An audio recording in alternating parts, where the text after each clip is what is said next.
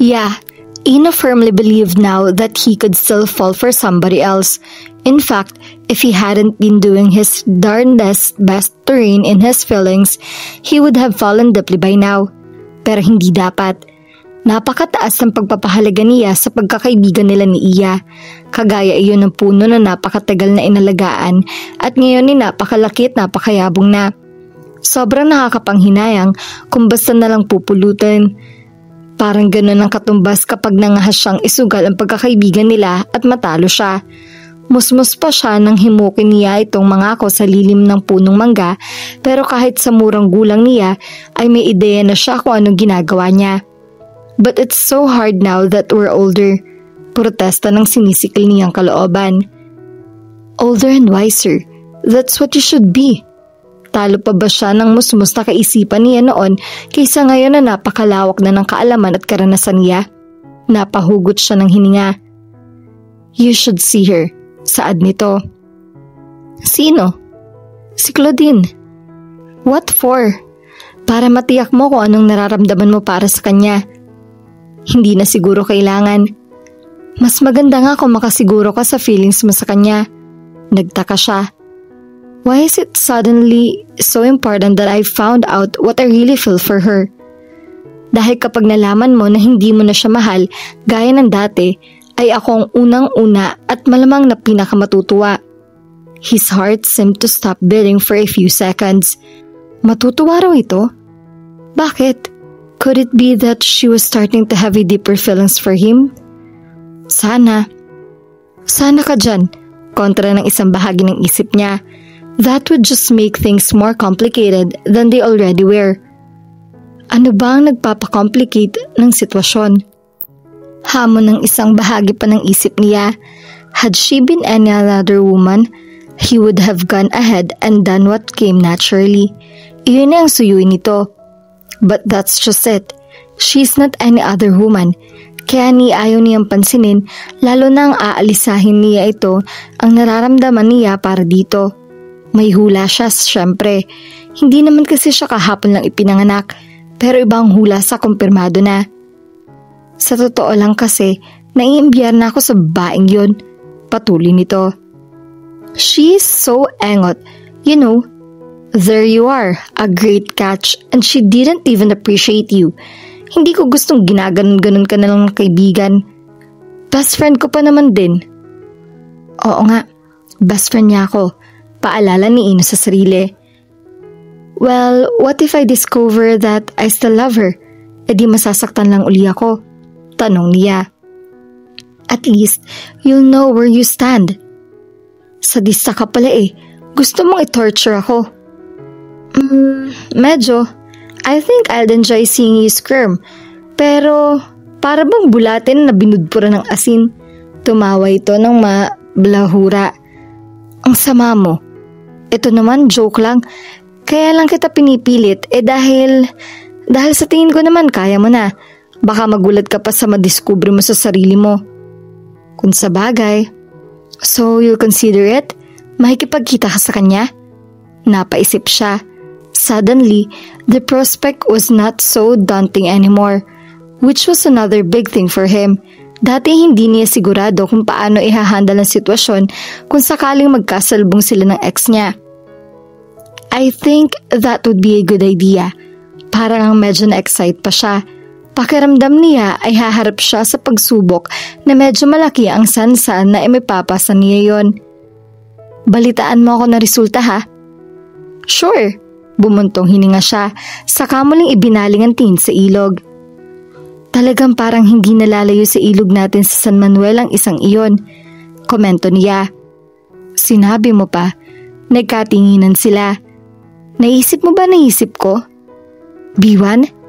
Naalala niya ang dating palabas na ang bida ay ang mga saging na sina B1 at B2. Oo, B2, sagot nito. Charge! Patakbo silang lumabas ng treehouse. Nagkasabay pa sila sa pinto. Kaya halos hindi sila magkasya. Panay ang tawanan nila habang pinipilit nilang makalusot. Parang mga batang nagkumahog silang makarating sa pampang ng ilog. Saka walang pag-aatubiling lumusong sa tubig. Nang hanggang baywang na ang tubig ay saka lang sila huminto. Tila pareho pa rin ang iniisip. Humarap sila sa isa't isa, saka nagsimulang magsabuyan. Panayan tili ni Iya. Hoy, ang ingay mo. Baka mabulabog ang mga lamang lupa rito. Gawin ka pang palaka. Sita niya rito. Kokak, anito. Napataas pa ang ulo niya sa sobrang pagtawa. Sinamantala naman nito ang pagkakataon para sabuyan siya. Dahil tumatawa siya ay nakakainom siya ng tubig. Nakakasamid tuloy siya. Pero kahit hindi niya nasasamid ay itinuloy pa rin niya ang pag-ubo. Sinapupan niya ang dibdib niya. His tactic worked dahil agad itong lumapit sa kanya na halatang nag-aalala. Uy, okay ka lang? Tanong nito. Hindi. Kunwari siyang pinangungupasan ng hininga. Halika, ahon na tayo. Inabot nito ang braso niya, saka isinampay sa balikat nito. Balak yata nitong alalayan siya sa paglalakad. Gotcha! Bulalas niya. Sa kanya ito inilubog sa tubig. Panay ang palag nito pero hindi muna niya ito hinayaang makaalpas. Madalas nilang gawin niyon sa isa't isa nung mga bata pa sila. Maya-maya ay tumigil ito sa pagpalag. Nang bitawan niya ito ay lumutang ito. Oh no, siya naman ang nataranta. Itinahaya niya ito. Nakapikit ito at bahagyan nakaawang bibig. Oh no, no. Pinangko niya ito. Saka siya patakbo nagpunta sa pampang. Inilapag niya ito. Saka inilapit ang pisngi sa bibig at ilong nito para pakiramdaman kung humihinga ito. Nang wala na siyang maramdamang mainit na buga ng hangin ay lalo siyang nataranta. Marunong siya ng CPR. Nagtraining siya dati sa ilalim ng Red Cross pero nakakataranta pa rin. Iniayos niya ang ulo nito saka siya umakmang ilalapit ang bibig sa bibig nito. Noon at biglang dumilat. Ha, gotcha rin. Parang humalagapos mula sa baga ni Ino ang lahat ng hangin na sinagap niya bilang paghahanda sa pagbuga niya ng hangin kay Iya. Ikaw talaga. Pinagkikikiliti niya ito. Panay ang tawa nito habang umiiwas sa pagsundot niya. Sa kakakisay nito ay hindi sinasadyang kung saan napasayad ang palad niya. Pareho silang nag-freeze ng mga malambot na dibdib nito ang nasaling niya. Their eyes met and he felt this incredible zing enter his body. Katulad yata iyon ng kidlat na tumama sa kalupaan. Kulang na lang ay tumimbawang siya sa tindi niyon. He wasn't able to help himself. Tila tinakasan na siya ng katinuan kaya hindi niya nagawang pigilan ang sarili. His lips quickly claimed hers and for the second time, it was as if wonderful gift had been handed to him. Ang sarap nitong halikan. Wala siyang duda roon. Sa dami ng mga labing nalasap niya, ang kay Ian na yata ang pinakamalambot, pinakamatamis at pinakanakakatakam-takam. They tasted so good that he couldn't seem to stop himself from kissing her. Kung pwede nga lang ay maghapon at magdamag niya itong halikan. Parang malulunod si Iya. Sa igting ng paghalik sa kanya ni Ino ay hindi siya makahugot ng hininga. Parusa ba yun sa kanya sa pagpapanggap niya na nalunod siya? Pero kung parusa iyon ay buong puso niya itong tatanggapin at pagpapasapasaan pa nga. Basang-basa siya pero kahit katiting ng ginaw ay wala siyang maramdaman. Itinaboy na iyon ng init na nagawang agad buhay ni Ino sa pagkatao niya. Ang init na iyon ay buong sigasig na nanunuot sa bawat himaymay ng kanyang kalamnan. Pinasok na rin yata niyon ang utak niya kaya tumigil na iyon sa tamang pag-andar. Dahil kung nakakapag-isip pa siya ng maayos, dapat ay kanina pa niya itong itinulak palayo sa halip na mangunyapit sa balikat nito na parabang totoong nang lulunod siya at hindi ang kanyang pagkatagasalba. Ang damdaming pinipilit niyang pigilan ang sarilin.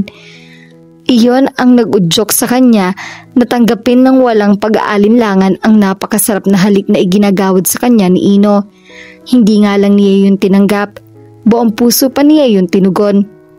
Humihingal ito nang sa wakas ay tumigil ito sa pagsimsim sa mga labi niya. Gayunman ay hindi ito lumayo sa kanya.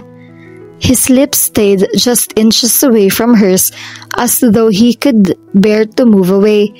Nararamdaman niya ang mainit na hininga nito sa pisngi niya at nalalanghap niya ang preskong samyo niyon.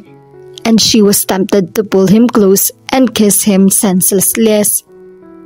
Muli siyang hinagkan nito ng mabilis na tila hindi lang ito nakatiis. Kapag kuwan ay umalis na ito sa kapagdakan sa kanya, agad na naramdaman niya ang lamig ng hangin na humaplos sa basa niyang katawan. "Pasaway," sabi nito. "Halika na nga sa loob at baka sipunin ka pa," sabi nito nang makitang hinaplos niya ang braso niya. Inilahad nito ang kamay sa harap niya.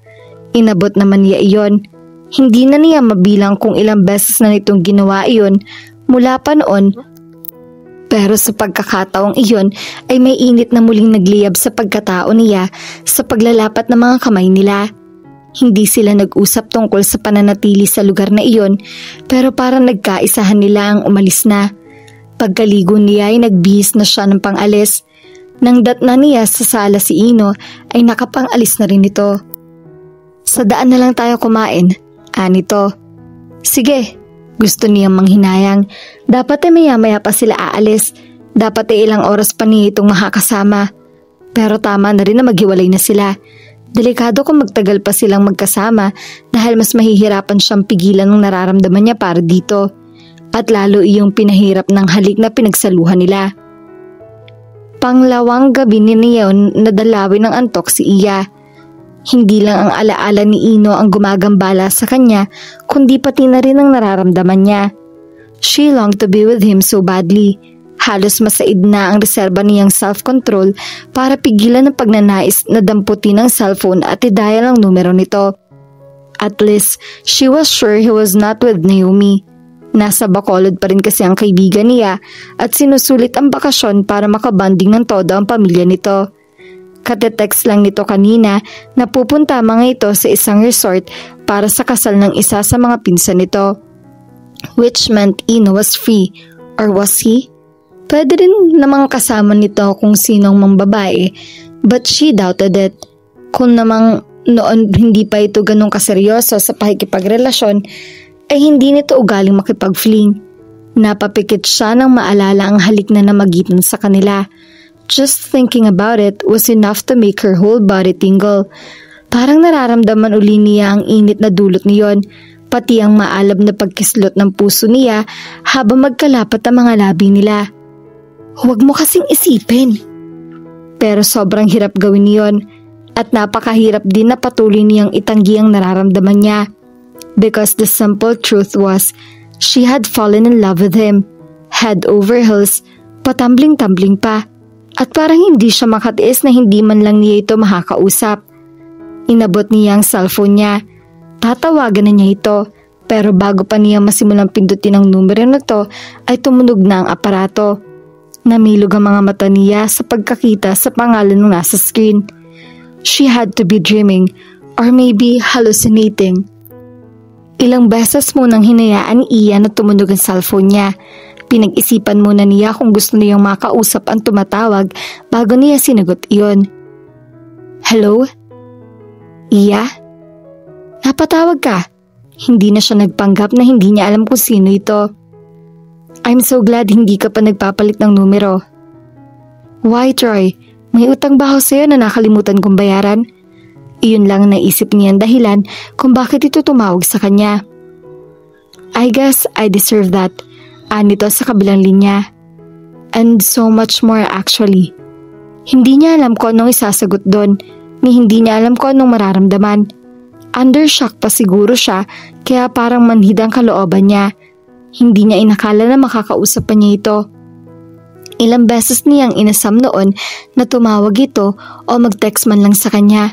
Ilang mga santo rin ang binulabog nito at kinulit niya sa pagnonovena para hilingang magbago ang pasya nito at makipagbalikan nito sa kanya. Gaano pa ba siya katagal umasa na sana'y magising ito isang umaga at maisip nito na kailangan siya nito sa buhay nito. Hanggang sa mapagod na siya sa kahihintay sa milagrong mukhang malabo ng maganap.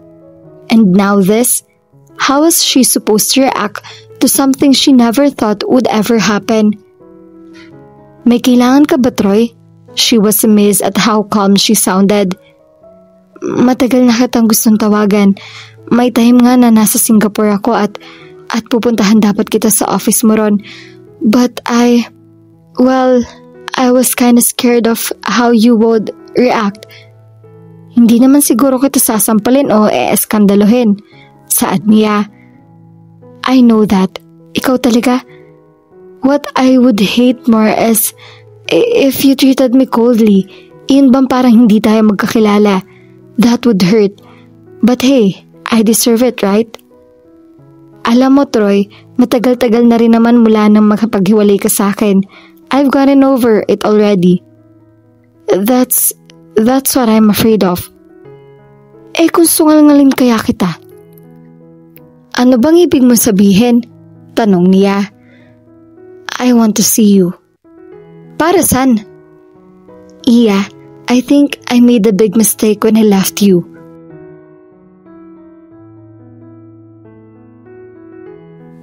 At dito na po nagtatapos ang ating kwento. Sabay-sabay po nating abangan ang susunod na kabanata. Maraming salamat po.